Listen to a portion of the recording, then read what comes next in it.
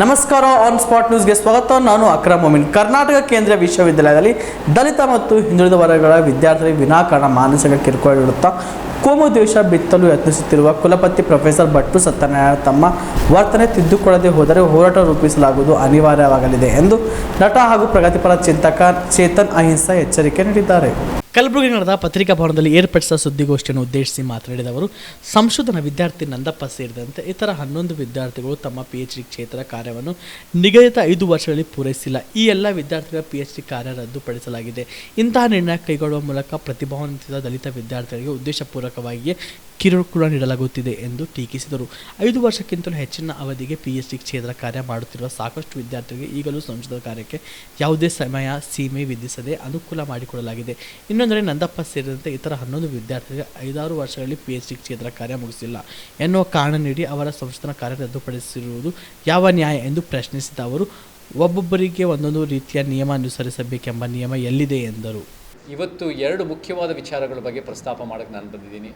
ಮೊದಲನೇದಾಗಿ ಈ central university Kalaburagi ಇಲ್ಲಿ ನಡೆದಿರೋ ಒಂದು ಸಮಸ್ಯೆಗಳು, ನಂದಕುಮಾರ್ಗೆ ಸಂಬಂಧಪಟ್ಟಿರೋ ಸಮಸ್ಯೆಗಳು, ಮತ್ತು ಎರಡನೇದು ಅಲೆಮಾರಿ ಮತ್ತು ಚಿಂಚೋಳಿ ಭಾಗದಲ್ಲಿರೋ ಅಲೆಮಾರಿ ಪರಡಿ ಮಹಿಳೆಯರು, ಅವರಲ್ಲಿರೋ ಒಂದು ದೇವದಾಸಿ ತಾಯಿಂದಿರು, ಅವರಲ್ಲಿರೋ ಒಂದು ವಿಚಾರಗಳು, ಸಮಸ್ಯೆಗಳು, ಅದನ್ನು ಹೇಗೆ ನಾನು ಬೇರೆ ಬೇರೆ ರಾಜಕಾರಣಿಗಳ ಹತ್ರ ಮಾತಾಡಿ ಅದನ್ನು ಸರಿಪಡಿಸೋಕ್ಕೆ ನಮ್ಮ ಕೆಲಸ ಆಗ್ತಾಯಿದೆ, ಏನೇನು ಮಾಡಬೇಕು.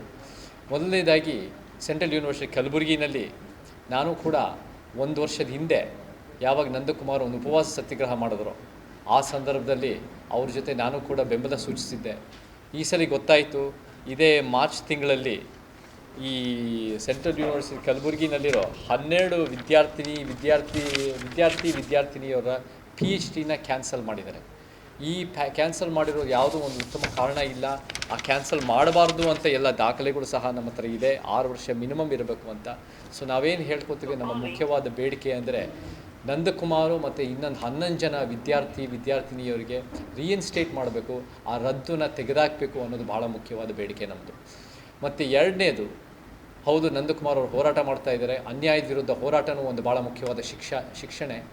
ಆ ಅದಂದರೆ ನಮ್ಮದು ಶಿಕ್ಷಣ ಅಂದರೆ ನಾವು ಬರೀ ಒಂದು ಪುಸ್ತಕದ ರೀತಿ ಯೋಚನೆ ಮಾಡೋದಷ್ಟೇ ಅಲ್ಲ, ಮಾರ್ಕ್ಸು, ಎಕ್ಸಾಮ್ಸು, ಸ್ಕೋರ್ಸ್ ಮಾತ್ರ ಅಲ್ಲ.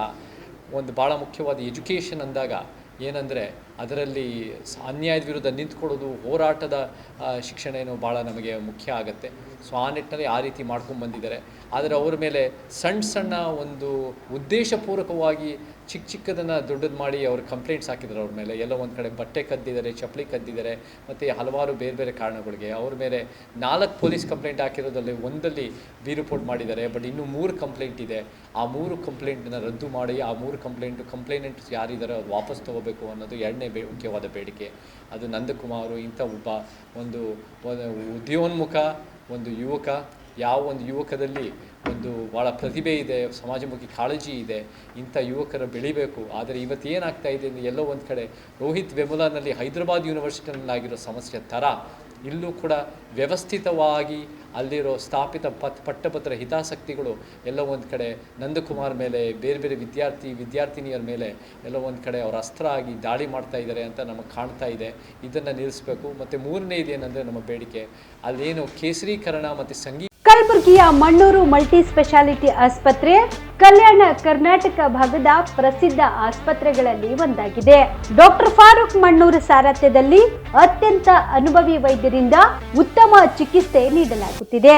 ಮಣ್ಣೂರು ಮಲ್ಟಿ ಸ್ಪೆಷಾಲಿಟಿ ಆಸ್ಪತ್ರೆಯಲ್ಲಿ ಸಿಗುವ ಚಿಕಿತ್ಸೆಗಳು: general surgery, laparoscopy surgery, neuro surgery, orthopaedic surgery, plastic surgery, gastro surgery, aqua surgery, gynaecology surgery, general medicine, paediatric, neuro surgery, cardiology, haematology, endocrinology, ENT ಮತ್ತು ophthal, general physician, gynaecology, paediatric, family medicine, urology, nephrology, radiology, dialysis, advance ICU ಮತ್ತು advance OT setup, ಅತ್ಯಾಧುನಿಕ ಸೌಲಭ್ಯವುಳ್ಳ ಕ್ಯಾಸುಲಿಟಿ, ದಿನದ 24 ಗಂಟೆ emergency trauma centre. ಹೆಚ್ಚಿನ ಮಾಹಿತಿಗಾಗಿ ಸಂಪರ್ಕಿಸಿ ಬಾರಾ hills circle, ring ರಸ್ತೆ, ಕಲಬುರಗಿ.